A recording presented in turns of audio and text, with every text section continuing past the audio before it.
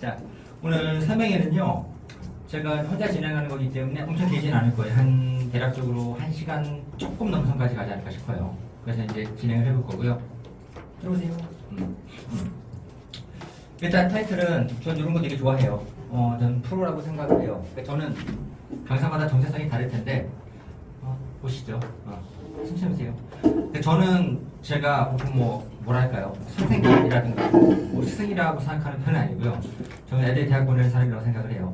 제 정체성이 그렇고 그걸 잘하고 있습니다. 그래서 이제 보통 티도 나쁘진 않은 건데 좀 프로라고 표현을 합니다.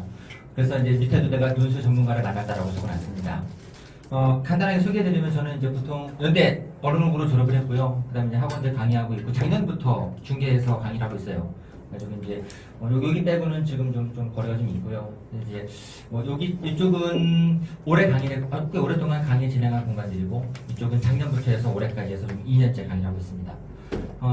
일단 중요한 건 입시가 좀 바뀌었어요. 바뀐 부분 좀 설명을 드리고 그 다음에 논술은 사람들이 생각하는 논술에 대한 이미지가 있어요. 크게 한 2개 있는 건데 좋은 거는 논술이 다른 전형으로는 상상할 수도 없는 높은 학교에 간다는 점에서 되게 좋은 점이죠. 이건 당연히 좋은 거고 나쁜 거는 알고요. 나쁜 거는 뭐죠 근데? 논술이 가장 무서운 이유는 엄청 떨어진다는 거죠. 그렇죠? 논술은 합격률이 바닥인 전형인 거예요. 근데 돌려 말하면 합격률이 높으면서 그 다음에 높은 학교에 가는 전형은 없어요. 학생부 전형은 합격률이 높아요. 정시도 합격률이 높은 전형입니다. 그리고 학교 레벨이 낮아지는 거예요. 논술은 합격률이 낮은 편에 학교 레벨이 높은 편입니다. 그래서 제일 좋은 전략을 돌려 말하면은 이 두 가지 조합을 갖다가 함께 쓰는 게 제일 좋은 방식이 되는 겁니다. 만약에 정시만 본다, 학생부만 본다 하면은 학교 레벨이 낮아질 거고요. 논술만 보면은 학교 레벨은 높아지겠지만은 6강 탈 가능성이 늘 남아있긴 하거든요. 그래서 현명한 전략은 이 두 가지가 장단점이 같이 존재하는 거기 때문에 함께 보시는 게 좋을 것 같아요. 그러면은 전체적으로 흐름 내에서 제가 좀 바뀌는 걸 말씀드릴게요. 바뀌는 거는 요게 작년 거였어요. 제가 그룹을 좀 나눠봤는데 얘네가 최저 3개짜리 2합, 3합, 2합 높은 애들, 2합 낮은 애들인데 이게 작년 거고요. 올해 바뀌었어요. 올해는 이렇게 나오는 거 만드느라고 오래 걸렸거든요. 올해는 조금 낮아졌어요. 이게 보신 적 있으신가요? 이거 저도 최근에 봤는데 이렇게 하는 건데 보세요 지금 이거거든요. 기가 막히죠, 그렇죠? 자, 성대가 원래 복수형탑 해서 3합 6인데 3합 6은 똑같아요. 근데 얘네가 이거를 탐구 하나 반영하다가 탐구 2개 집어넣어버렸어요. 탐사는 뭐냐면 사탐은 필수, 그 다음에 탐구는 사탐 가든 사탐 가든 상관없다는 겁니다. 그래서 돌려 말하는 이게 뭔 말이냐, 왜 이렇게 만들었냐면요, 애들이 전체적으로 보시면 아시겠지만 최저가 다 낮아져요. 다 낮아지는 이유는 아시죠? 우리 애들이 등급이 안 나오거든요. 문과가 등급을 못 맞출 거라고 생각을 하는데 예상한 것보다 훨씬 못 맞추기 시작했어요. 그래서 실제로 재작년보다 작년이 낮아졌고요. 작년보다 올해가 더 낮아진 겁니다. 어디까지 갈지 모르겠는데 어떻게 낮춘 거냐? 3합이면은 뭐를 버리시는 거냐면요, 국어 수학을 버리시다는 겁니다. 0, 탐, 4로 대학 가는 게 가능해지는 거예요. 왜 국어 수학 버리냐? 국어 수학은 자연계랑 경쟁하거든요. 이건 승산이 높지는 않기 때문에 잘 못 맞추게 돼요. 그래서 얘 빼버리고 3개로 갈 수 있는 길이 열어줬습니다. 서강대는 6이 7이 됐고, 중대는 신기해요. 중대는 3합 6을 똑같이 가는 건데 영어 1, 2등급을 둘 다 1등급으로 바꿔주기로 했습니다. 3은 3이에요 그냥. 다만 이제 2등급을 1등급을 쳐주는 겁니다. 그 다음에 홍대는 3합 7에 3합 8. 나머지는 그냥 보시면 아실 거예요. 아시는 건데 저는 이제 추천해드리는 학교들이 있어요. 제가 추천해드리는 학교는 저한테 좋은 학교고 애들한테 좋은 학교예요. 애들이 많이 붙는 게 좋은 학교잖아요. 저는 중대하고 홍대 되게 좋아합니다. 성대 서강대는 실제 경쟁률이 그렇다 하더라도 어찌됐건 간에 20대에 가까이 가는 학교들이에요. 최저 맞춰도 20대에 가는 거고, 중대는 어떻게 되냐면요, 가장 최근 데이터 나온 거 보면은 최초 경쟁률은 지원자는 50대 1이에요. 48대 1, 50대 1이 평균인 겁니다. 50대는 무섭죠. 이게 붙게 되기 어려운 건데 최저를 맞추면은 3합 6을 맞추면은 6대 1로 줄어드는 겁니다. 6대 1이면은 정시하고 똑같은 선인 거예요. 50대 1은 살벌하지만 6대 1은 해볼 만하거든요. 중대가 6대 1이고요. 홍대는 실제 경쟁률을 공개하진 않아요. 아예 공개하지 않습니다. 6대 1도 공개하는데 얘네는 공개 못할 수준이라고 생각을 해요. 정말 낮은 편이라고 생각합니다. 그래서 가르쳐 보면은 그러니까 수강생에 비해서 합격이 높은 학교가 누구냐면은 중대, 홍대는 굉장히 높은 편이에요. 반면에 이제 아무래도 상대 서강대는 비교적 낮은 성이라는 겁니다. 그리고 특히 이 중에서 이제 홍대는 수능 전에 보거든요. 수능 전에 보는 학교들을 추천합니다. 제가 나중에 이제 9월 11일 날 원서를 쓰는 건데 그 직전에 수시 원서 설명을 할 겁니다. 그때는 뭐 오늘은 뭐 이따 치더라도 그때는 뭐 시간이 안 맞으시면 정말로 저는 월차를 써서라도 오시라고 말씀을 드리는 건데 수능 전에 보는 대학들이 좋아요. 대부분 애들은 낙관적입니다. 본인이 수능 잘 볼 거라고 생각을 해요. 망해도 홍대는 가지 않을 거라고 생각하거든요. 물론 뭐 현실은 다르죠. 근데 애들이 그런 애들이 수능 전에 홍대를 쓴다는 건 무슨 말이냐면은 이미 9월 달에 정시로 홍대 가기는 걸렸다고 생각했다는 겁니다. 이 친구들이 수능 전에 논술을 본다는 것 자체가 이미 학업 능력에서 높은 편은 아니에요. 굉장히 그러니까 비교적 낮은 편이기 때문에 결국은 상대평가에서는 잘하는 애들 경쟁하는 게 아닌 거고 좀 약한 애들과 경쟁해야 되는 거거든요. 홍대가 되게 좋은 편입니다. 그래서 저는 중대, 홍대는 엄청 추천드리는 편이에요. 그래서 얘네가 작년 거 좀 낮아진 거. 요거는 이제 수능 최저가 좀 완화된 거고요. 내신도 많이 좋아졌어요. 내신이 예나 지금이나 논술 100으로 보는 애들이 있었어요. 연대, 성대, 건대, 덕성, 항공, 연대가 있었는데 미래죠. 근데 이제 올해 추가된 애들이 있어요.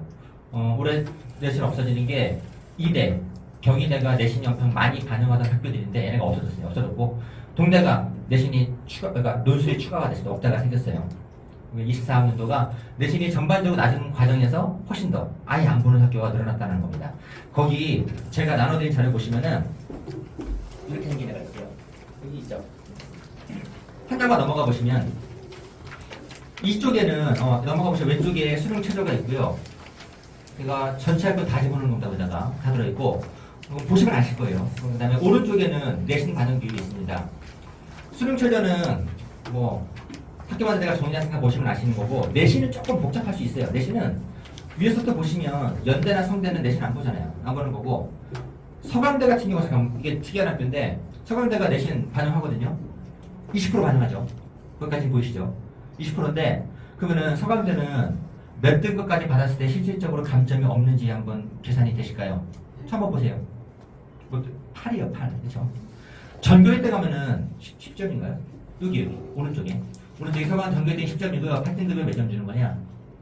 9.70이죠. 100점 만점에서 0.3점 감점을 있는 거 없어요. 서강대는 9등급만 아니면 되는 겁니다. 8등급까지는 상관없다는 거예요. 8등급 받기도 꽤 어려운 거 아시죠? 8등급 받으려면 이 3년간 부단한 노력이 필요합니다. 이거 한 번 실수하면 바로 7등급 나올 수가 있어요. 그래가지고 정말 꾸준하게 노력해서 8등급까지도 괜찮은 거예요. 9등급만 아니면 문제가 없습니다. 나머지 학교도 비슷해요. 그래서 실제로 얘네는 정말로 공식적으로 논술이 100인 애들이고 논술 100이 아니다 하더라도 실질적으로는 내신 반영 거의 없어요. 왜냐? 논술은 원래 내신 못하는 애들이 쓰는 거예요. 내신 잘하면은 학생부로 가는 겁니다.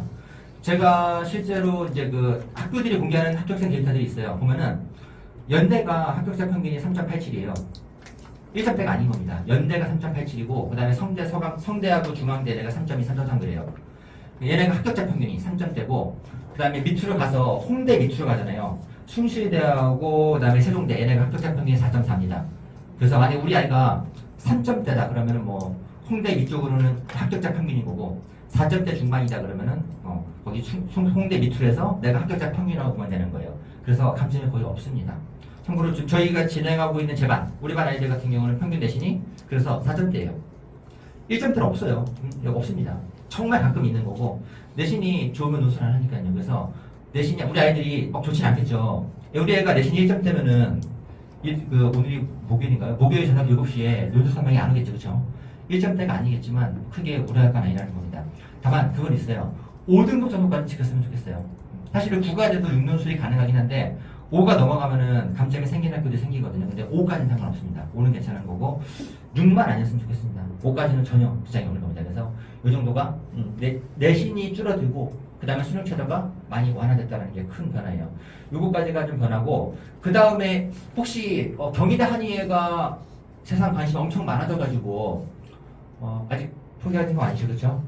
아직 기회가 있어가지고 한의회가 작년은 올해하고 수능 최저 똑같아요. 국영수탐에서 3합 4 똑같은 건데 올해 바뀐 게 뭐냐면은 조건이 수학을 확통으로 제한해버리고 탐구는 사탐으로 제한해버렸어요. 이게 무슨 뜻이게요? 누구를 뽑겠다는 얘기가요? 문과죠, 그렇죠? 작년에는 수학은 확통, 위적기하 다 가능했고 탐구는 사탐, 가탐 다 가능했어요. 한의회가 아시다시피 의치한 인기가 많으니까. 근데 한의회가 원래 경희대 한의회는 이과 티오가 따로 있고 문과 티오가 따로 있었어요. 이과 문과 따로 뽑았는데 문과 조건만 바뀌어버린 거예요. 이 뭔 말이냐?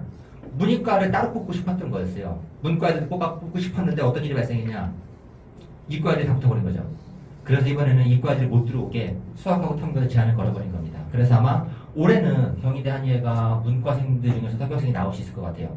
주변에 몇 년 동안 몇 명 없었어요. 거의 전부 다 이과가 붙었던 거죠. 대학도 문과를 뽑는 게 목적의 취지였는데 이게 안 맞아버리는 겁니다. 그래서 제한을 걸어서 문과생만 볼 수 있게 만들어줬어요. 근데 경희대 한예가 특이한 거는 한예가 어느 레벨인지는 아시죠? 정시 배치표를 보면은 거의 뭐 공중부양이에요. 경영보다 훨씬 높습니다.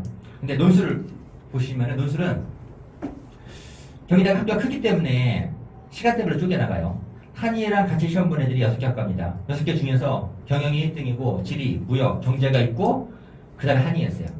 한의가 89.9였는데 경영보다 훨씬 낮죠. 그렇죠? 이게 엄청 신기한 일이죠. 한의의 최초 경쟁률이 303대 1이에요. 303대 1이고 실질 경쟁이 57대 1인데 어쩌다 이런 일이 발생하냐 한번 생각해 볼게요. 엄청 많은 애들이 쓰고 많은 애들이 최저를 맞추는데 왜 점수가 바닥일까요? 준비 안 해요. 보세요. 얘네가 최저가 높잖아요. 이 최저 맞춘 애들은 대부분 정시파예요. 정시가는 게 목적인 거고 최저 맞춘 정시가 이 마인드를 가지고 있는 건데 수시에서 쓸 게 별로 없단 말이죠. 그러면 논술을 보는 거예요. 논술에서 경희대 쓰면서 뭐 지리 이런 거 별로 쓰고 싶지 않거든요. 그러면은 일단 한예를 지르고 보는 겁니다. 그래서 수능을 잘하기 때문에 최저는 맞추는데 정시파다 보니까 논술 공부는 안 하는 거예요. 진짜 많은 애들이 최저를 맞추는데 불구하고 점수가 바닥인 겁니다. 경희대 한의에는 보시다시피 지리보다 낮아요. 정시에서 지리와 한의는 상극이고 정말 극과 극인데 지리가 90.4고 한의가 89.9가 나오는 겁니다. 한의보다 낮은 거는 강원밖에 없었어요. 정말 낮다는 겁니다. 돌려 말씀드리자면 올해는 작년까지는 거의 문과, 티오, 이과가 다 가져갔지만 이 최저를 맞춘다면 그렇다면은 인문계 내에서 굳이 다른 데 쓰는 게 아니고 만약 한의에 관심이 있다면은 한의에 쓰면 붙는 게 되게 편해진다는 거예요. 점수가 되게 낮은 학과입니다. 되게 특이한 학과예요. 상위권 애들이 쓰지만 그 상위권이라는 거는 정시 상위권이지 논술은 공부 안 하는 애들인 겁니다. 그래서 최저를 잘 맞추지만 글을 못 쓰기 때문에 저런 상황이 발생하기 때문에 만약에 한의 쪽에 관심이 있으신 분들은 올해 경희대 조금 눈여겨볼 수 있을 것 같아요. 한 이 정도가 올해 24학년도 변화고요. 25학년도도 변화가 있긴 해요. 고대가 이제 논술을 부활시켰거든요. 혹시 25학년도 궁금하신 분 계실까요? 계시면 끝나고 오시면 제가 잘 설명해 드릴게요. 제가 일단은 이사가 중요한 거고 그 다음에 저 이거 되게 말씀드리고 싶었어요. 논술이 쉬우니 이해가 안 가시겠지만 어려운 이유는 아시겠죠? 논술은 사실은 되게 쉬운 전형이긴 해요. 어떤 면에서 쉬운 거냐면 대학으로 가는 길에서 수능으로 대학 가려면 얼마나 공부하나요? 기본이 3년이에요. 제 주변에 4년, 5년도 많아요. 기본이 3년입니다. 학생분은요? 3년까지는 아니고 3학년 1학기까지 가잖아요. 보통. 그러면 이제 2년 반이에요. 논술은 얼마나 걸리게요? 1년이라고 알고 계시네. 저 잠깐 진짜 궁금한데 지금 논술 우리 아이가 일주일에 한 번씩 공부하고 있다. 잠깐 손 들어보실까요? 때려주세요. 그나마 좀 있는 편이에요 지금. 왜냐면은 우리 반 학부모 어머니들 많으시니까. 제가 새로 개강하는 반에 설명이 학원 가서 설명이 하면요. 그러니까 우리나라 입시의 중심이라는 대치동에서 논술 설명회를 들으러 오시는 분 중에서 논술 공부를 하고 있는 애들은 10분의 1이 안 돼요. 근데 그나마 많이 하시는 겁니다. 1월에 시작했으면 1년 정도 준비하는 거고요. 실제로 논술 붙는 애들은 보통 1년. 그 다음에 최소 공부하는 1일 있어요. 1일. 이따 제가 보여드릴게요. 1일. 제 학생은 아니었고 1일 공부하고 진짜 어렵게 붙은 거 보통은 1년인데 이렇게 본다면 3년도 마찬가지. 3년도 여기는 정말 일주일 내내 3년인 거고 여기는 일주일 내내 안 하잖아요. 일주일에 한 번 4시간 하고 논술로 대학 갈 수 있는 거기 때문에 실제로 대학 가는 과정 내에서 가성비는 논술이 최강이에요. 이보다 적게 공부하고 가는 전형은 없습니다. 사실은요. 이런 면이면 쉬운 건데 뭐 쉬우니까는 어려운 면이 있겠죠. 어려운 거는 뭐냐? 경쟁률이에요. 한 그냥 서울에서 딱 중위권 뽑아봤어요. 건대 한 사례를 보니까 수능 전형 경쟁률이 7대 1, 학생부가 10대 18대 사이예요. 논술 52대 1이에요. 진짜 무섭죠. 다만 이렇게 보면 논술이 어려워 보이는 건 사실인 건데 제가 좀 전에 말씀드린 것 같이 수능은 작년에 50만 명이 시험 봤거든요. 50만 명 중에서 수능을 공부하는 애들 몇 명이죠? 50만 명이에요. 수능 시험 보면서 공부 안 하는 애들 없어요. 다 봅니다. 이쪽은 학습하는 대상이 5월이고 학생부 쓰는 애들은 전 한 명도 예외 없이 모두가 내신을 판 애들인 겁니다. 내신 공부할 거예요. 논술은요? 논술은 일단 52대 1이 공식 경쟁이고 실제 경쟁은 최저를 맞춘 경우가 45%였어요. 45%면 실제 경쟁은 25대 1 나옵니다. 25명이 최저를 맞췄어요. 25명 중에서 논술을 1년 공부한 애가 얼마나 있을까요? 뭐 통계가 나온 건 없지만 아무리 많아도 5명 넘어가기 힘들어요. 논술은 지금 수능은 전국에서 50만 명이 공부하고 있거든요. 논술은 전국에서 지금 일주일에 한 번씩 공부하는데 다 털면은 최대 아무리 많이 나와도 1만 명 넘어가지 못합니다. 어차피 제가 지금 논술만 제가 거의 다 알거든요, 제가. 근데 다 모아도 1만 명은 고사하고 몇천 단위밖에 안 나오는 거예요. 논술은 정말로 공부하는 대상이 썸입니다, 썸. 자, 이게 넓은 길이에요. 수능은 넓은 길이에요. 왜냐면은 경쟁이 낮으니까. 넓은 길인데 경쟁자도 많아요. 학생들도 마찬가지. 논술은 되게 좁은 길이에요. 좁은 길인데 정원 적잖아요. 좁은 길인데 그만큼 실제로 공부하는 경쟁자 되게 적은 편입니다. 그래서 저는 이 종합적으로 고려해 봤을 때는 사실 학습 시간이나 봤을 때 논술이 그렇게 어려운 전형이라 생각하지는 않아요. 근데 왜 어렵냐면 논술 어려운 시험인데 애들이 착각을 해서 쉽다고 생각하는 거죠. 수능 끝나고 일주일 빡세게 하면 갈까? 이런 착각들이 사실 애들을 갖다가 엄청나게 떨어뜨리고 있는 거예요. 논술이 얼마나 특이한 전형이냐면 논술을 지금 이 자리에 오신 어머님들 아이들은 단 한 명도 예외 없이 대부분의 경우는 논술을 쓸 거예요. 논술 원서를 쓸 건데 생각해보면은 대부분의 경우가 논술 원서 쓰고 원서 쓰려면은 6만 원 내야 되는 거잖아요. 돈 내고 원서 쓰고 시험장에 가서 붓기를 간절하게 기원하지만 신기하게도 공부는 하진 않아요. 논술은 정말 놀라운 전형인 겁니다. 수능 보러 가면서 공부 안 하고 가는 애들 없어요. 학생부 쓰면서 내신 안 보는 애들 없는 건데 논술은 대부분 공부하지 않고 갑니다. 대부분 공부하지 않고 그냥 가요. 가고 떨어지는 거죠. 저는 저 대성에서 애들 보잖아요. 그러면은 대성 한 반에 100명 정도 있단 말이에요. 그러면 저 첫날 들어가서 물어보는 게 있어요. 너네 작년에 논술 썼냐라고 물어보면은 거의 대부분 손을 들어요. 논술 쓰고 시험장 갔다 온 애들인 겁니다. 물론 다 떨어졌으니까 대성 맞겠죠. 다시 한번 이렇게 손 들고 제가 물어봐요. 니네 중에서 작년에 논술을 1년 정도 공부한 사람 손 들어봐 그러면은 다 내려요. 100명 중에 한두 명 남고 다 내립니다. 많은 경우가 2~3명 정도밖에 안 나와요. 전 얘기해요, 니네한테. 걔네한테 얘기합니다. 니네 떨어졌구나. 니네 떨어져서 싸라고 얘기합니다. 저는 공부 안 하고 시험 보는 애들이 떨어지는 게 정당한 시험이라고 생각을 해요. 운이 좋아 붙을 수 있는 건데 그 정당한 건 아닌 거죠. 1년 공부한 애들에게 합격의 기회가 주어지는 게 온당한 시험이라고 생각을 합니다. 그래서 애들이 떨어졌지만 억울하다고 느끼진 않아요. 아쉬울 수는 있는 거죠. 하지만 억울하진 않습니다. 왜? 공부 안 했거든. 그래서 아이들이 적어도 1년은 공부하고 이 정말 이 썸에 들어갔을 때 실제 경쟁자가 나오는 거기 때문에 1년 가까이 갔으면 좋겠는데 저도 1년이라는 시기가 약간 애매했어요. 1년이 좋은지 11개월이 좋은지 저도 궁금해서 찾아본 게 얘예요. 논술을 붙은 애들이 얼마나 공부했는지 제가 찾아봤어요. 이거는 저희 반 애들이 아니고 대학이 운영하는 공식 유튜브 채널을 가보면은 매년 한 3월쯤에 합격생 인터뷰를 합니다. 걔네가. 학종 합격자 2명, 정시 2명, 노수 2명 하거든요. 보통 2명씩 인터뷰를 해요. 그래서 학교에서 물어봐요. 너 얼마나 공부했냐 물어보니까 연대, 경영대 홍보대사 있어요. 얘는 고2 겨울방학부터 시작을 했다 그랬어요. 얘는 고2, 고3 3월 다 괜찮아. 얘가 마음에 안 들어요. 얘는 자기는 시험 보러 가기 전까지 단 한 번도 안 붙어봤대요. 정말 엄청난 배짱이죠, 그렇죠? 그래서 그 진행하는 사람도 물어봤어요. 어떻게 시험 보러 가는데 공부를 안 하거나 그러는 건데 정말 안 했대요. 어쨌든 간에 한 번도 안 하고 붙은 애가 있었어요. 있었고 얘는 수능 뒤에 딱 일주일 빡세게 하고 붙은 애. 얘는 말 안 한다 그랬어요. 잘 몰라 어떤 애인지. 그 다음에 고3 이렇게 나와서 이게 합격생이 공개한 데가 서울 안에 있는 상위 대학들을 조사해 본 건데 실질적으로 학습 기간이 얼마가 되냐면요. 붙은 애들은 8.17개월이에요. 8.17개월이면은 4월부터 가는 거예요. 평균적으로. 4월부터 해서 11월 입시까지 가면은 보통 8개월 좀 넘게 공부하는 건데 이 정도 공부한 애들이 합격하고 인터뷰하는 겁니다. 근데 애들이 너무 만만하게 봐요. 학교에서도 상담하다고 이런 얘기 많이 해준대요. 수능 먼저 하고 논술 나중에 해라. 많이 들어봤을 거예요. 근데 수능 먼저 하고 내신 논술 나중에 한다는 거는 수능 오래 보고 논술을 내년에 본다는 건가요? 아니잖아요. 그렇죠? 수능 시험이 더 빠르지 않아요. 논술이 더 빨라요. 논술은 10월부터 보는 거고 수능은 11월부터 보는 겁니다. 수능이 끝난 다음에 논술한다는 건 뭐냐면은 우선 수능 전에 보는 대학들은 포기하겠다는 거고 그러면 수능 끝나고 논술 공부할 시간이 있냐? 수능이 목요일이고 시험은 바로 9주 토요일부터 보는 겁니다. 보통 애들이 언제 공부하냐? 공부를 안 하진 않아요. 제가 애들 안 하고 시험 본다고 하는데 다 합니다. 대부분 언제 오냐? 논술 시험 보러 간 애들 중에서 제일 많은 애들이 논술을 시작하는 시기는 수능 다음 날이에요.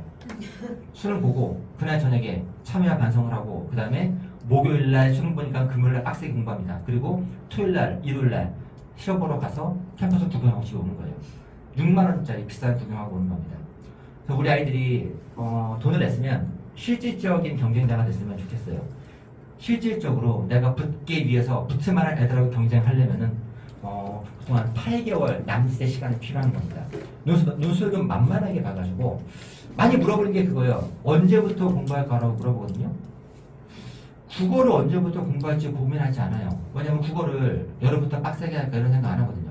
논술은 한 달, 두 달 하면 될 거라고 생각을 해요. 우리나라에 그렇게 만만한 이슈는 없습니다. 이 나라 되게 어려운 나라예요. 대학 가기 어려운 나라잖아요. 3년 내내 공부해도 재수학원으로 지켜가는 게 대한민국 이슈인데 여름부터 열심히 하자. 수능 끝나고 하루, 일주일 빡세게 해서 대학 가자. 이거는 현실적이진 않아요. 있어요. 아까 보여드린 것 같이. 일은 있어요. 얘는 정말 일주일하고 붙은 거고 얘는 정말 하루도 안 하고 붙었는데 정말 드문 케이스예요. 그래서 아이들이 있다라면은 진짜 정말 짧은 시간 공부해서 입시의 신화가 되자라고 생각하지 마시고 정상적인 그냥 원형 프로타입이 됐으면 좋겠습니다. 그냥 대부분 애들은 8개월 공부하고 있습니다. 그래서 한 4월 정도 시작하는 게 평균적인 편이고요. 만약에 시험을 볼 거라면 조금 빨리 시작했으면 좋겠어요. 이건 제 얘기이기도 하지만 연대 설명회에서 입학처장이 한 메시지를 보여줬어요. 이런 얘기가 있습니다. 수능 위주로 공부한다 하더라도 최소한의 시간은 고정해두고 논술하는 게 맞는 것 같습니다. 나는 토요일 하루를 온전히 논술에 투자했습니다라고 말한 게 누구냐면은 연대 사업과 논술 합격생이에요. 저는 모르는 친구입니다. 연대 입학처장이 소개해준 아이인데, 자, 이 학생이 지혜롭다고 보는 건 뭐냐면은 대부분 애들이 그러니까 논술 공부하다가 논술을 중간에 그만두는 경우가 생겨요. 대부분의 핑계가 뭐냐면 다 얘기를 해요. 제가 수능에 집중하려고 하는 건데 원래 수능에 집중하고 있었어요. 논술에 집중한 애들은 없어요. 집중이라는 거는 가장 많은 시간을 투자하는 건데 논술에 수능보다 많은 시간을 투자하는 애들은 없습니다. 원래 수능에 투자했던 건데 육모가 안 나와. 그러면 이제 논술을 그만두는 거예요. 진짜 억울하거든요. 논술했기 때문에 육모가 안 나오는 건 아니에요. 육모를 못하니까 안 나온 거거든요. 근데 약간 핑계 되는 건데 이게 지혜로운 건 뭐냐면 대부분 아이들이 자꾸 착각하는 건 뭐냐면요. 입시는 수능 위주가 맞아요. 수능 위주라는 거는 수능 온리는 아니라는 겁니다. 그러니까 수능과 논술을 선후관계로 착각하는 경우가 있어요. 즉 수능을 먼저 하고 수능이 완성되면 나중에 논술한다는 견해가 있는 건데 수능은 11월에 보고 논술도 11월에 보는 겁니다. 그래서 논술과 수능은 선후관계가 아니에요. 이 학생이 지혜로운 건 뭐냐면 논술과 수능을 동시사건이라고 본 겁니다. 동시에 보는 건데 다만 수능이 중요하죠. 대부분 시간은 수능에 투자하는 겁니다. 이 학생은 6일을 갖다 박은 거예요. 그 다음 남은 거 하루 정도를 갖다가 논술에 투자했던 겁니다. 논술과 수능은 선후 관계가 아니고 경중의 관계예요. 함께 가되 많은 시간을 수능에 투자하고 논술은 적은 시간을 투자한다. 이게 가장 현명한 방법이 되는 겁니다. 흔히 듣는 얘기가 정말 수능 먼저 해서 수능이 안정화되면 논술하겠다고 보는 경우가 있는 건데 생각해보세요. 수능이 안정화되는 시기는 언제 오죠? 대부분 수능이 안정화되는 시기는 오지 않아요. 또 하나 수능이 안정화되는 시기가 온다. 그러면 논술은 필요가 없어지는 겁니다. 뭐라 논술하니까 수능으로 가버리지. 근데 논술은 그래서 짧은 시간이에요. 보통 이제 일주일에 한 4시간 정도 가죠. 짧은 시간을 하되 늘 수능과 함께 움직여 나가는 겁니다. 그리고 하나 더. 이거를 왜 연대 입학처장이 보여줬을까요? 연대에서 논술 시험 보러 온 애들 갖다가 점수를 채점해봤죠. 해봤는데 100점 만점에서 연대 논술 지원자 평균 점수는 57점이에요. 생각해보세요. 전국에서 나 글 좀 써 연대 가보자라고 온 애들이 점수가 57점인 겁니다. 그럼 학교가 보기에 너무 터무니없는 애들이 공부하지 않고 시험장에만 오는 거예요. 그냥 참가 한두 번 보고 하면 붙지 않은 거죠. 근데 그런 답안들을 보다 보니 짜증이 났던 거죠. 이렇게 하라고 하는 겁니다. 하루 끌어 갖다가 온전히 갈아넣지는 않더라도 최소한 1년 정도는 공부하고 제대로 실력을 쌓고 오라는 말이기도 한 겁니다. 그래서 연대는 지원자 평균이 57점이고 합격자 평균이 75점이에요. 75점은 점수가 어때요? 수능으로 75점이면 어디 가나요? 어디 가죠?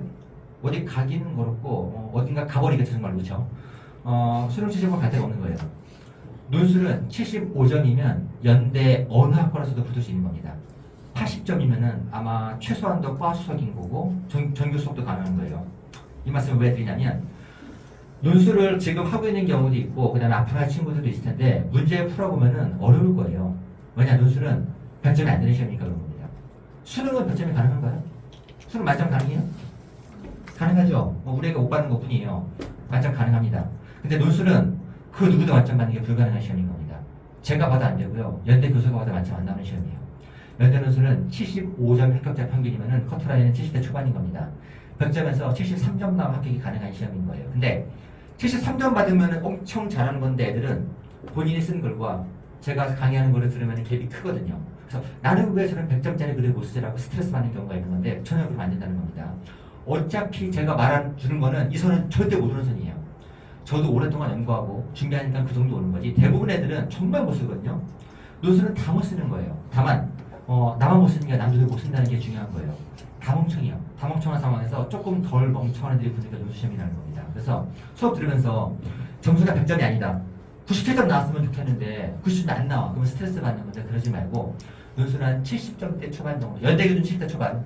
보통 학교들은 뭐 80대 중후반 나오면은 충분히 합격이 가능한 전형이니까는 점수에 대해서 너무 높지 않다고 스트레스 받지 말고 본인이 쓴 글과 제가 강의하는 것과 차이가 크다고 해서 너무 슬퍼하지 않았으면 좋겠다고 얘기를 해주고 있습니다. 논술은 어려운 전형이에요. 근데 대학이 우리한테만 어려운 문제 주고 다른 애들이 쉬운 거 주진 않거든요. 모두가 어려운 문제를 풀기 때문에 이 어려움이 크게 문제가 되지 않다는 겁니다. 자, 여기 연대가 한 얘기였고요. 제가 이제 뭐 입시가 조금 변한 거 좀 설명을 드렸고, 저는 수업하면서 제가 목적은 뭐냐면 제가 뭐 취미생활 하는 게 아니기 때문에 저는 무조건 붙어야 되는 겁니다. 제가 앞에서 시작할 때 개인적인 정체성이 뭐 스승 이런 것보다 저는 제가 프로라고 생각을 해요. 입시 프로는 그냥 애들을 보내는 거죠. 수업 시간에 굉장히 타이트하게 진행을 해요. 일단 강의 조금 특이하게 갑니다. 첫 번째가 합격으로 가는 길은 강의인데, 강의를 할 때 저는요, 이게 제 프로그램이에요. 저는 세로를 먼저 가요. 자, 이게 사실 이게 대학들이 하나, 둘, 셋, 넷, 5개가 있는데 그 어떤 대학도 이 5개 유형을 벗어나진 않아요. 예를 들어서 연대는 문제 4개 나거든요. 근데 하나, 둘, 셋, 네 문제 나가요. 성대도 하나, 둘, 셋, 넷, 5개 중에 골라내는 거고, 성신여대를 가건 인하대를 가건 그 모든 대학들은 이 5개 벗어나진 않습니다. 물론 예전에는 조금 학교마다 차이가 컸는데 입시가 진행되면서 어떤 일이 발생하냐면 시험이 끝나고 나면 모든 대학들은 자기네 교시 문제를 공개를 해요. 공개하면은 성신여대가 연대 문제를 구경해보잖아요. 그러면은 딱 봐도 얘네가 잘 만들거든요. 그럼 지네 유형을 버려요. 얘네가 버리고 계속 바뀌어왔어요. 버리고 어디로 가는 거냐? 예전에는 전부 서울대를 베꼈고 지금은 연대 성대를 베끼고 있어요. 얘네가 정말 잘합니다. 그래서 연대 성대가 이런 포맷으로 가다 보니까 모두가 일로 오고 있어요. 그래서 저는 수업을 어떻게 하냐면요, 1, 2월에는 비교 분류만 집중적으로 하고 3, 4월까지가 적용 분석이었어요. 그리고 이번 주에 개강하는 이제 5월간은 자기견해를 가고 차례차례 가는 거예요. 그러면은 5월에 오게 되면은 지난 거 1, 2, 3, 4월은 어떻게 처리하는 거냐면요, 제가 7월까지는 하단으로 움직이고요, 8월부터는 가로로 움직여요. 가로로 가는 건 이제 예를 들어서 뭐 성대 풀로 풀고 성신여대를 풀로 풀게 되면은 비교 분류나 적용 분석도 다시 한번 보게 가능해지는 겁니다. 그래서 프로그램이 세로로 한번 훑어나가고 가로로 훑어나가요. 그래서 이제 아이들이 중간에 들어온다 하더라도 이제 전체적으로는 모든 프로그램을 다 보기 때문에 문제가 없어지는 겁니다. 이게 이제 전체적인 프로그램이고, 요건 그 다음에 1년은 저는 이렇게 진행해요. 이게 흐름이고 이게 수능입니다.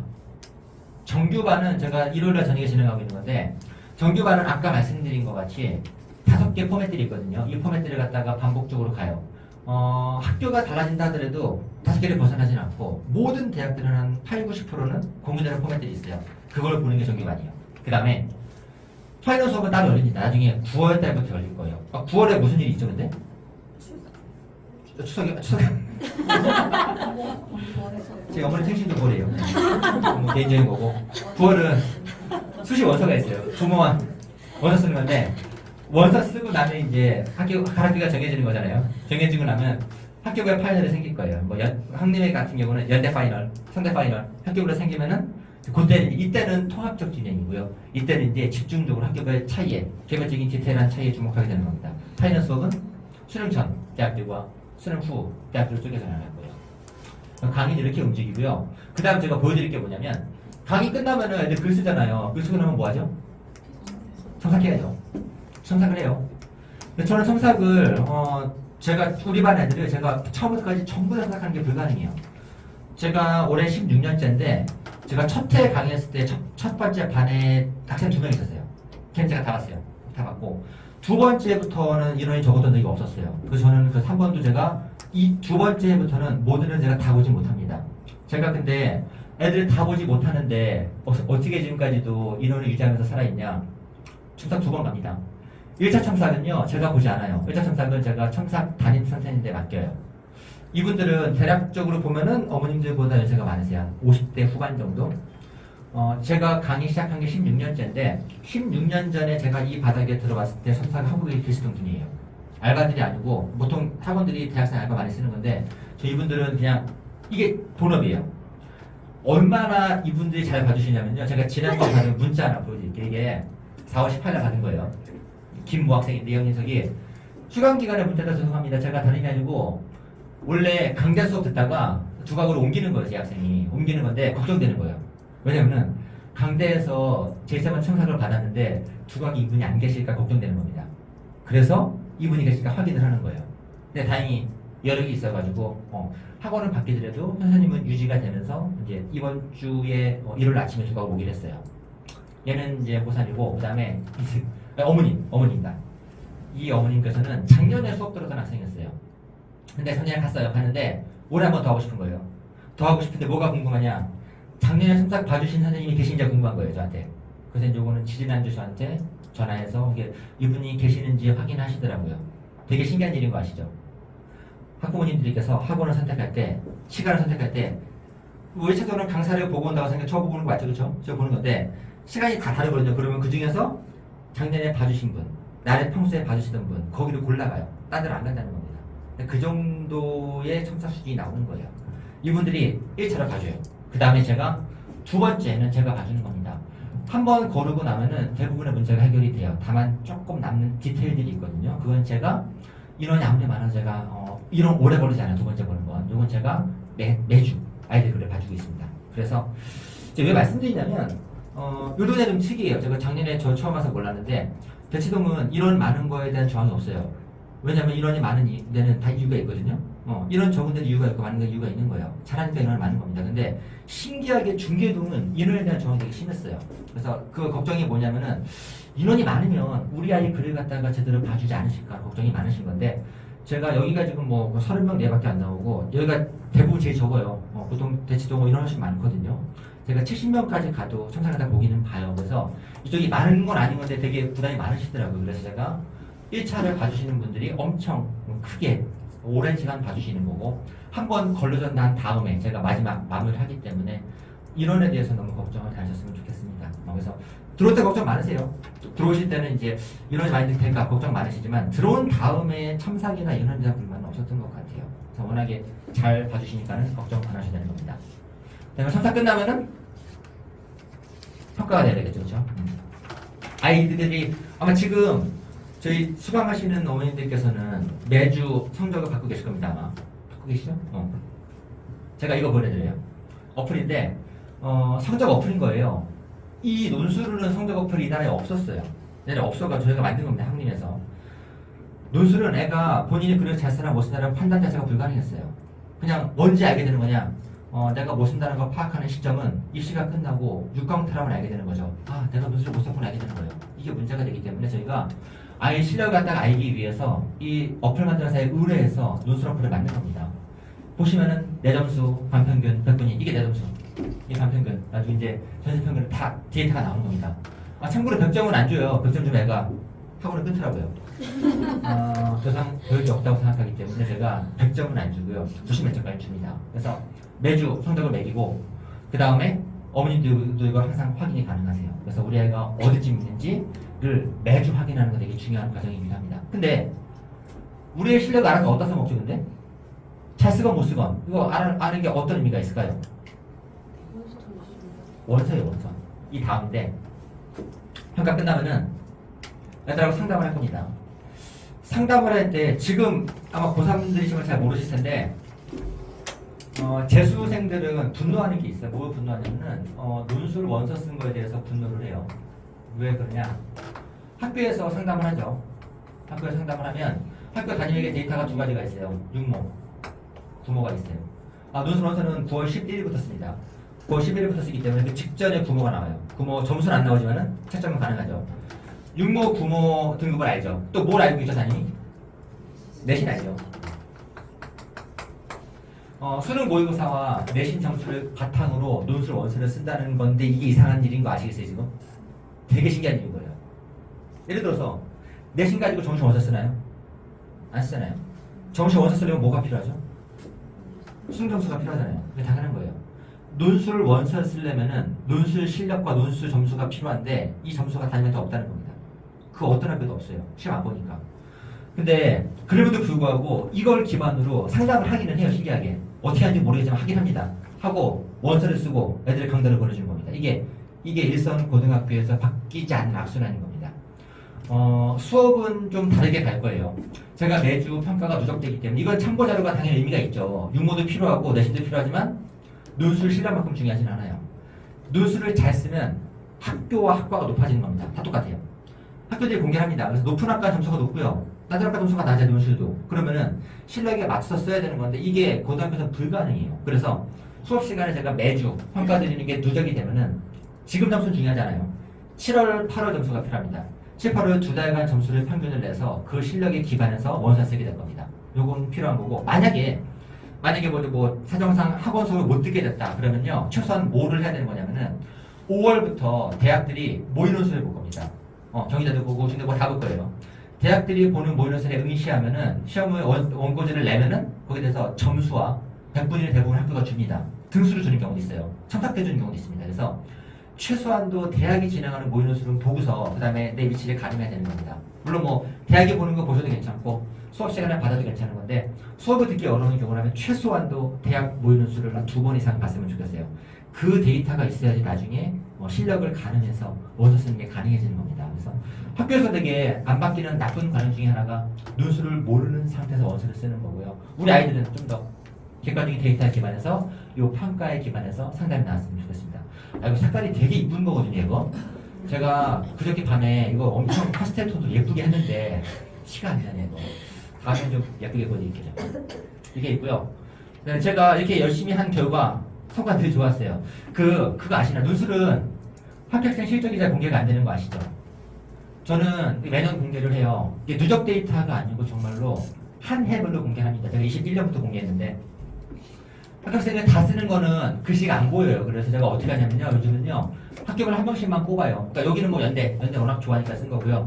뭐 성대, 서강대 하는 대표별로 한 명씩만 꼽았을 때 이 정도가 나옵니다. 매년, 그러니까 그 해당 연도에 합격생 공개하는 경사는 되게 드물어요. 왜냐면 공개 기록이 없었기 때문에 그런 거긴 합니다. 보면은 뭐 여기 뭐 연대 간 친구들이 있고요. 그 다음에 성대 경영하고 중대 경영 두 군데 붙었어요. 다행히 작년에 황림에서 해성여고 학생이었어요. 해가지고 두 군데 붙어가지고 당연히 성대 갔죠. 그 다음에 서강대, 외대 2개 붙은 친구도 있고 한양대도 붙었고 이 친구는 대진여고 자매예요. 동생이 와서 수업을 들었어요. 듣고서 이제 괜찮았나 봐요. 그래서 언니를 불렀어요. 언니는 재수였어요. 언니 와가지고 둘이 앉아가지고 공부해가지고 동생은 중대 문헌 갔고요. 언니는 성신여대 지리학과 갔어요. 가가지고 동생은 좀 전에 6시에 왔었어요. 아까 와가지고 고맙다고 수생날쯤 되면 애들 놀러 오거든요. 그래가지고 왔었어요. 그래서 두 녀석 보내가지고 그 녀석 어머님께서 저 엄청 좋아하세요. 좋아하시겠죠? 올해 저한테 100명 보내준다 약속했는데 맘카페에서 진짜 100명 보내준다 그랬거든요. 근데 얼마나 하는지 모르겠네. 그래가지고 이렇게 자매가 간 친구 있고 올해는 글쎄요. 올해는 쌍둥이 있네요. 여학생 쌍둥이 있는 건데 내년에는 제가 열심히 해가지고 자매를 쌍둥이로 바꿔드릴게요. 이 친구는 맞춰보세요. 이 친구는 이대 사회학과 장학생으로 갔고요. 붙었고 그 다음에 중대는 장학생은 아니었어요. 어디 가실래요? 이대는 장학이고 중대는 장학이 아니에요. 학과는 둘 다 사회학과였습니다. 어디 갈게요? 당연히 중대 가야죠. 중대가 장학금은 없지만 이대 제일 중요한 게 없는 게 있어요. 장학금 있죠. 이대 뭐가 없죠? 남자가 없어요. 얘는 고민 없이 바로 장학금 버리고 중대 갔습니다. 옛날에 이대가 조금 높은 편이었고 이대가 좀 낮아지죠, 그렇죠? 여대는 조금씩 낮아지는 거는 필연적인 겁니다. 그래가지고 요즘 애들이 고민 없이 중대 갑니다. 이렇게 여기 붙고 그 다음에 이 친구도 기억나네요. 이 두 친구 제가 설명을 드릴게요. 이 친구는 동대하고 외대하고 홍대 세 군데를 붙었어요. 붙어가지고 저도 궁금해서 이 가능성이 얼마인지 찾아봤어요. 동국대 경쟁률이 56대 1이었고 외대 경쟁률이 37대 1, 홍대 경쟁률이 30대 1이어서 세 군데를 동시에 붙을 가능성은 62,160분의 1이었거든요. 외우지 못해요. 62,000분의 1인데 왜냐? 이게 뭐냐면요. 그러니까 논술이 운이 아니라는 겁니다. 운이 좋아서 이렇게 세 군데를 갖다 동시에 보는 건 불가능해요. 여기 붙을 만한 실력이면 외대가 봐도 좋은 글이고 홍대가 봐도 좋은 글이 되는 겁니다. 그래서 요 세 개 붙은 친구가 있고 이 친구도 되게 인상적이었어요. 거기 제가 팸플릿이 있어요. 잠깐만요. 여기 보시면 여기 뒷면에 보이시죠? 뒷면에 입시 끝나면 어머니들께서 문자를 보내주세요. 거기 왼쪽에 있는 친구가 세 군데 붙은 친구였고요.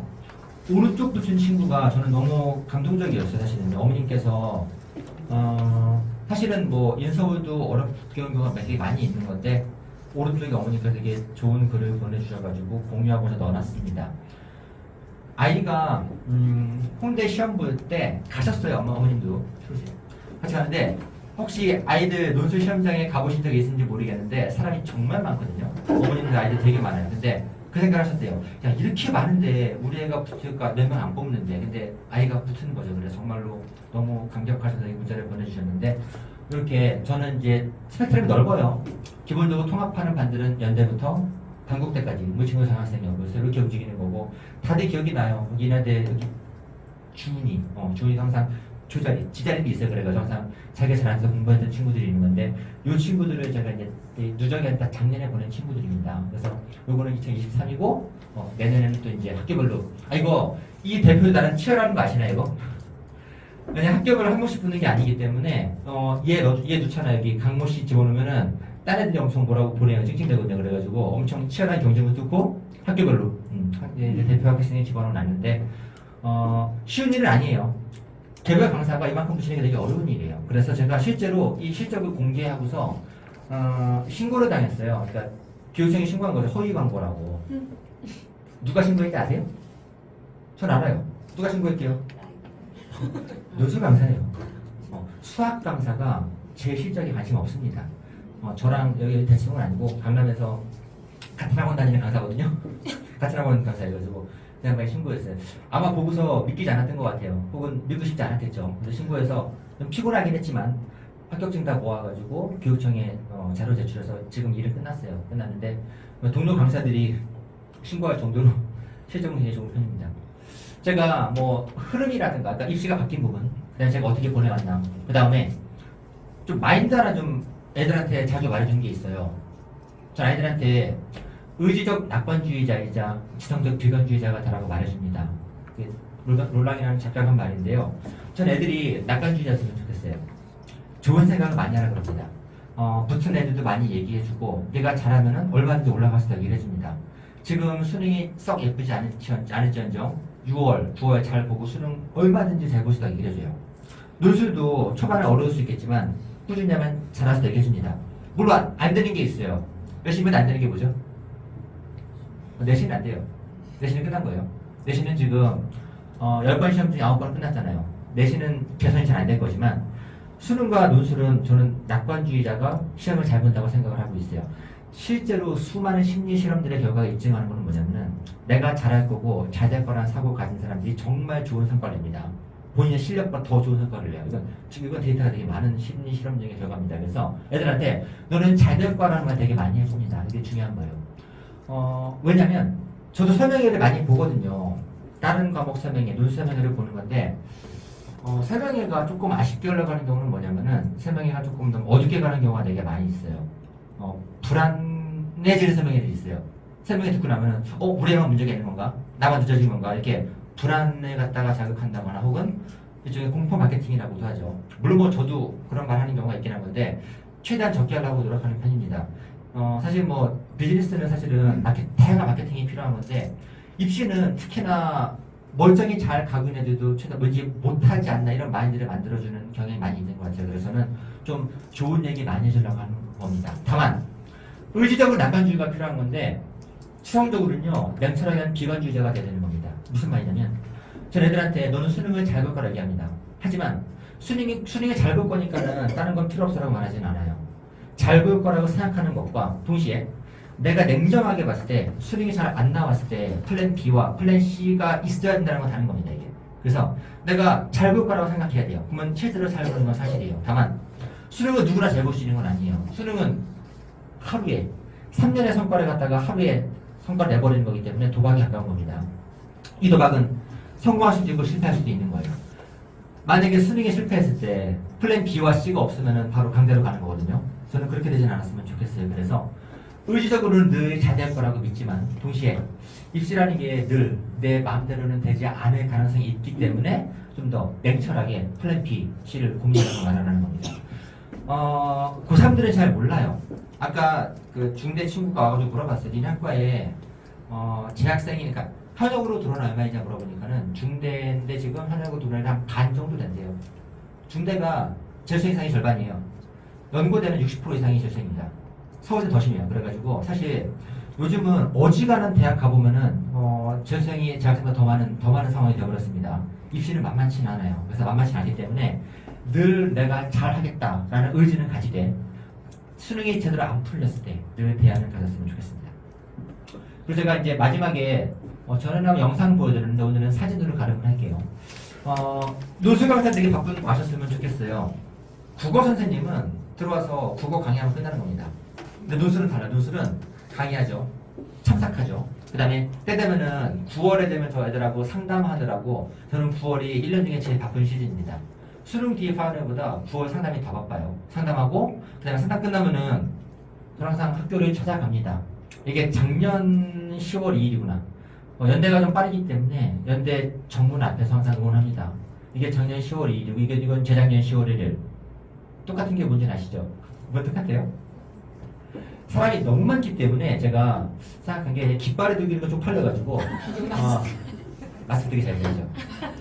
애들이 제가 거기 연대 항상 매년 왼쪽 계단 위에 올라가 있는 건데 그러면 정말 애들이 100m 밖에서도 보인대요. 그래가지고 찾아와서 제가 인사해주고 격려하고 얘기해주는 겁니다. 강사와 학원의 학생과의 관계가 뭔지는 아실 겁니다. 우린 사실은 매정한 계약 관계예요. 저는 사실 냉정하게 표현하면 그냥 돈을 받고 제 지식을 파는 사람인 겁니다. 이거는 계약의 문제가 되는 거고 다만 과목의 특징이기도 한 건데 매주 얼굴 보고 상담하고 참석하다 보면요 그냥 고객이라는 느낌은 조금 줄어드는 것 같긴 해요. 근데 진짜 예쁘긴 하거든요 애들이. 그러니까 누군가의 의지를 받는다는 거죠. 애들은 저를 되게 전적으로 의존합니다. 근데 제가 그냥 그래 이만큼 돈 받았으니까는 가르치고 집에 가 이렇게 하기 생각보다 어려워요 사실은요. 그래서 강의하고 상담하고 학교 앞까지 가서 제가 항상 응원합니다. 그러다 보니까는 유대가 깊어질수록 성과 잘 나오는 것 같긴 합니다. 그래서 이제 뭐 강의력도 강의력이긴 하지만 강의력 자랑 안 했구나. 중요한 거 까먹을 뻔했다. 대성은요 강대는 대성에 온 아이들이 재수생이잖아요. 그러면은 전국에서 다양한 학원에서 수많은 강사들을 본 애들이 대성으로 와요. 그 대성에서 이제 강의 평가를 하거든요. 대성에서 마지막 강의 평가자가 1등이었어요. 그러니까 논술 강사도 많이 있습니다. 저보다 오래 한 분도 계시고 다양한 사람들이 있지만 애들이 최고로 꼽았던 거는 제 강의였어요. 대성은 강의 평가 공개가 됩니다. 그러니까 강사들 사이에 공개가 돼요. 그래가지고 제가 거기서도 강의 평가도 1등을 하고 좋은 성과를 내고 있어서 그래서 이제 여기 그룹장님께서 이제 작년에 저한테 말씀해 주셔가지고 중계 와서 같이 하면 어떻게 하냐고 말씀해 주셨던 겁니다. 그래가지고 작년부터 올해 와서 아까 보여드린 것 같이 많은 애들을 보내고 있어요. 그래서 아이들이 조금 넓게 봤으면 좋겠어요. 넓게 본다는 거 이런 겁니다. 지금 우리 아이들이 지금 내신 1.0 없잖아요. 1.0이면은 논술 필요 없으니까. 그 다음에 수능이 전부 다 안정적인 1등급 아니잖아요. 근데 괜찮아요. 근데 그럼에도 불구하고 대부분 아이들이 시야가 좁아요.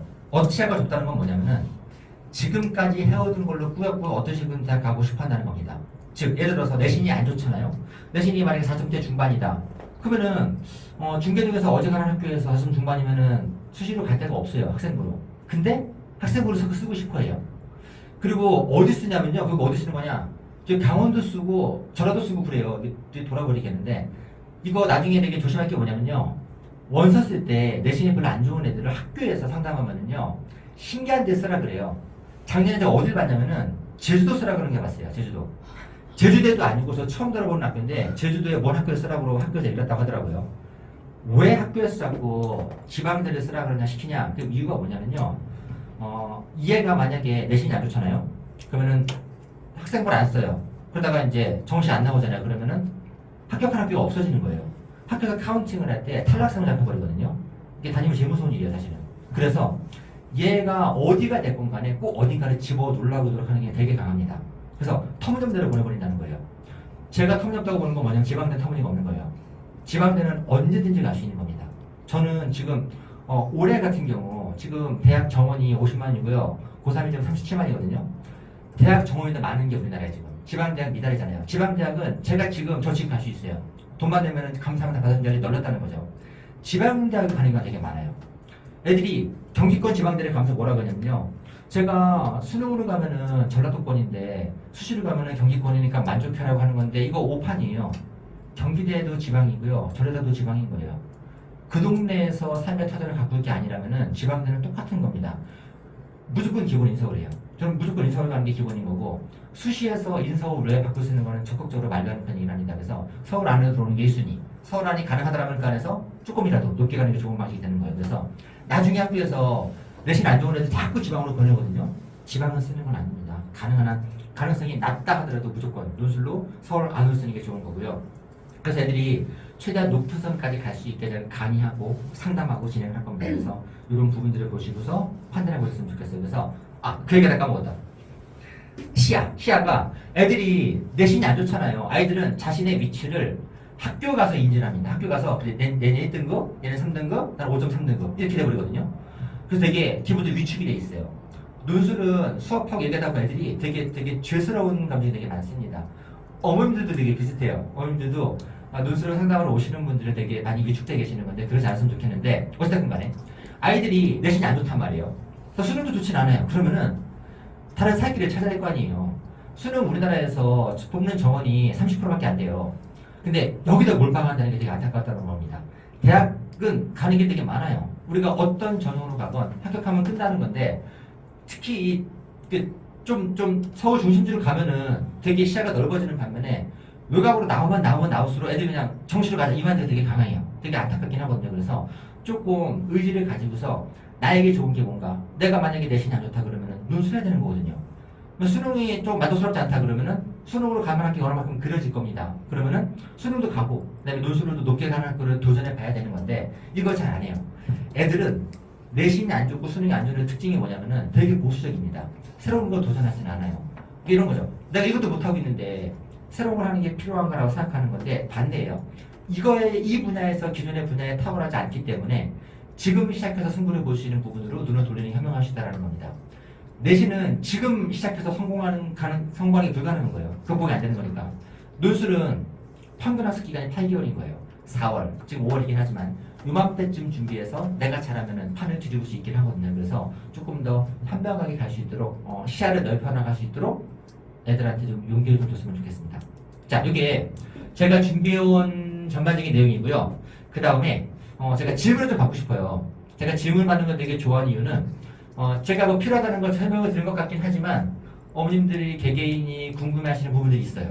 근데 이게 다들 가능한 한 들었으면 좋겠는 게 이 어머님께서 궁금해하시는 거는 또 저 어머니 같이 궁금해하세요. 그래가지고 그 필요한 질문 해주시면 제가 설명해 드리면서 전반적인 부분을 보완할 수 있을 것 같아요. 혹시 궁금한 거 있으신가요? 네?